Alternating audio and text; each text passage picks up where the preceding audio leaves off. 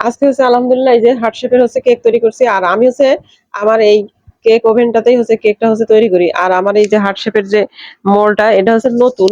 এতে মানে আমি সম্ভবত একবার হচ্ছে কেনার পরে একবার হয়তো কেক বানিয়েছি নাকি জানি না। তো মনে হয় যে একবার মনে হয় বানিয়েছি। তো সঠিক মনে নেই, হয়তো বানাতে পারি একবার। তো সেইভাবে হয়তো ভালো হয়নি। তো আসলে টেনশনে ছিলাম যে কেকটা ভালো হবে কিনা। কারণ হচ্ছে মোল্ডটা বেশ পুরু। আর আমার এই পাত্রে আসলে কতটা সেট হবে তা জানি না। তো সেইভাবে হচ্ছে এই যে দিলাম, তো দেখেন মাশাআল্লাহ কি সুন্দর হচ্ছে। কেকটা হচ্ছে ফুলেছে এবং একদম অ্যাকুরেট ভাবে সব সাইড সুন্দর ফুলেছে। আর কালারটাও মাশাআল্লাহ দেখেন। দেখলেই হচ্ছে মানে মানে পরানটা মানে ভরে যাচ্ছে।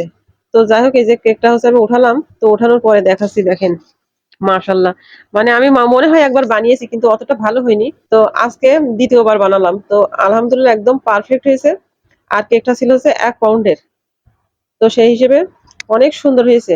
আর তারপর হচ্ছে এই যে গরম, গরম উঠিয়ে আমি হচ্ছে বাচ্চাদেরকে কেটে দিলাম।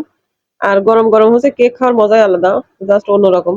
আমারও হচ্ছে গরম, গরম কেক খেতে খুব ভালো লাগে। আর আমার বাচ্চারাও দেখি গরম, গরম হচ্ছে কেক খেতে খুব পছন্দ করে। তো উঠানোর পর আর আমি ঠান্ডাও করি না ওইভাবে বা ফ্রিজেও রাখি না।